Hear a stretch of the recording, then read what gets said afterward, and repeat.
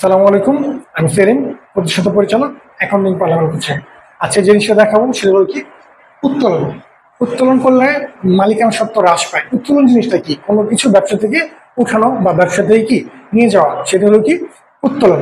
আচ্ছা, তো একটা জিনিস উত্তোলন হলো দুই ভাবে করা হয়, একটা মালিকের নিজের প্রয়োজনে আর একটা কি ব্যবসার প্রয়োজনে। তো ব্যবসার প্রয়োজনে আমরা টাকাটা কোথেকে উত্তোলন করি? ব্যাংক থেকে উত্তোলন করি, কারণ ব্যবসার প্রয়োজন তো আর ব্যবসা থেকে টাকা উঠানো যাবে না। ব্যবসা টাকা শর্ট পড়লে তুই কি করবে? যে ব্যাংক থেকে টাকা উঠায় না, ব্যবসা নিয়ে আসবে। আর মালিকের ব্যক্তিগত প্রয়োজন যেটা, সেটা হলো কি নর্মালি উত্তোলন। নর্মাল উত্তোলন বলতে বুঝাইতেছে কি মালিকের উত্তোলন, অর্থাৎ ব্যবসা থেকে মালিক যদি কোনো প্রকার কোনো সুবিধা নিয়ে থাকে, ব্যবসা থেকে মালিক যদি কোনো প্রকার কোনো সুবিধা নিয়ে থাকে, সেটাই আমার কি উত্তোলন। আচ্ছা, আবারও বলতেছি যে উত্তোলন দুই প্রকার উত্তোলন হয়ে থাকে। একটা হলো মালিকের নিজের প্রয়োজনে বা ব্যক্তিগত প্রয়োজনে উত্তোলন, আর হলো কি ব্যবসার প্রয়োজনে উত্তোলন। ব্যবসার প্রয়োজনে আমরা ব্যাংক থেকে উত্তোলন করি, আর মালিকের প্রয়োজনে আমরা ব্যবসা থেকে উত্তোলন করতে পারি, ব্যাংক থেকে উত্তোলন করতে পারি। আচ্ছা, এই উত্তোলনের এখন যেটা দেখাচ্ছে সেটা হলো কি মালিকের নিজ প্রয়োজনে উত্তোলন আর কি। আচ্ছা, এখন এই উত্তোলনের সমর্থক শব্দগুলো দেখাচ্ছি। আয়কর, কি কর? আয়কর। আয়কর কিভাবে উত্তোলন হয় দেখাচ্ছি, বুঝাচ্ছি। তার আগে জীবন বীমাটা লেখা দিই। জীবন বীমা, এই যে আয়কর, এই আয়করের টাকা মালিককে দিতে হবে, জীবন বীমার টাকা মালিককে দিতে হবে। এখন মালিক টাকা কোথায় পাবে? মালিক ব্যবসা থেকে টাকা নিয়ে তারপরে কি করবে? এই খরচগুলো কি করবে? পরিশোধ করবে। অর্থাৎ এগুলো মালিকের এক প্রকার ব্যক্তিগত খরচ। মালিকের ব্যক্তিগত খরচ মালিক তো অন্য জায়গা থেকে চুরি ডাকাতি করে নিয়ে আসবে না, এই ব্যবসা থেকে দিবে। তাহলে এই ব্যবসা থেকে মালিক কি করলো? উত্তোলন করলো। মানে এই ব্যবসা থেকে টাকাটা নিয়ে তারপর কি করলো? খরচটা পরিশোধ করলো। এই কারণে এই আয়কর আর জীবন বীমা এগুলোকে আমরা কি বলবো? উত্তোলন বলবো। আর এরপরে যেগুলো লিখবো সেগুলো ইজি আছে, সেগুলো তোমরা নিজেরাই বুঝতে পারবা। পণ্য উত্তোলন, কি উত্তোলন? পণ্য উত্তোলন। ব্যবসা যে পণ্যটা মালিক বিক্রি করে, সেই পণ্যটা যদি তার ফ্যামিলিকে প্রয়োজন হয়, সেক্ষেত্রে কি করতে পারে মালিক?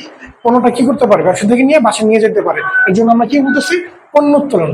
তারপর 4 নম্বরে কি? 4 নম্বর হলো শুধু উত্তোলন বা নগদ উত্তোলন।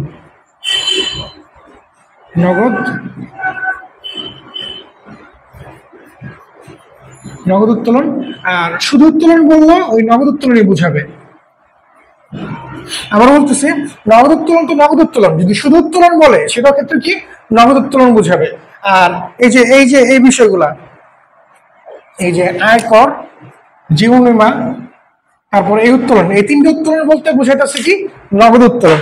আচ্ছা, এরপর লাস্ট ফাইনালে যেটা, সেটা লিখে দিই, মুখে বলা যেহেতু লিখে দিই। মালিকের যে কোনো প্রকার ব্যক্তিগত খরচ, মালিকের যে কোনো প্রকার ব্যক্তিগত খরচ যদি ব্যবসা হতে প্রদান করা হয়, তাহলে সেটাও কি উত্তোলন ধরে নিতে হবে। তাহলে মালিকের ব্যক্তিগত খরচ ব্যবসা হতে প্রদান, মালিকের ব্যক্তিগত খরচ ব্যবসা হতে প্রদান।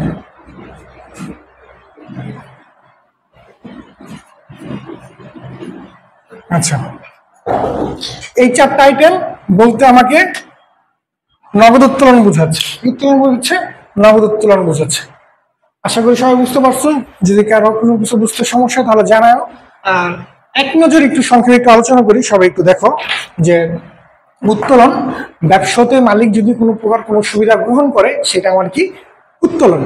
আচ্ছা, এই উত্তোলন এগুলোর কি সমর্থক শব্দ, এই 5টাই আবার কি উত্তোলনের সমর্থক শব্দ। আয়কর, জীবন বীমা।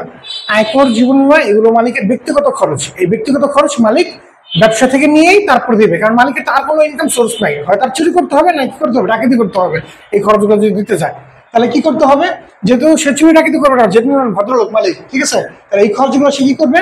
ব্যবসা হতে দিবে। তাই ব্যবসা হতে মালিক সুবিধা গ্রহণ করতেছে, মালিক ব্যবসা থেকে কোনো সুবিধা গ্রহণ করলে সেটাকে আমরা কি বলি? উত্তোলন বলি। তাহলে আয়কর, জীবন বীমা এগুলো উত্তোলন। এখন মালিক চাইলে কি ব্যবসা যে পণ্য সেটা কি করতে পারে? উত্তোলন করতে পারে, পণ্য উত্তোলন।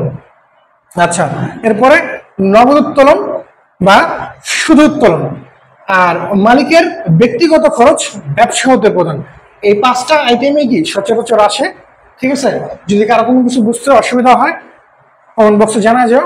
আর ভিডিওটি ভালো লাগলে লাইক, কমেন্ট আর শেয়ার করতে কি ভুলবা না। সাবস্ক্রাইব তো অবশ্যই করবা। তুমি যদি খুব উপকৃত হও তাহলে আরেকজনকে কি উপকার করার সুযোগটা দাও। ভালো থাকবেন। আসসালামু আলাইকুম।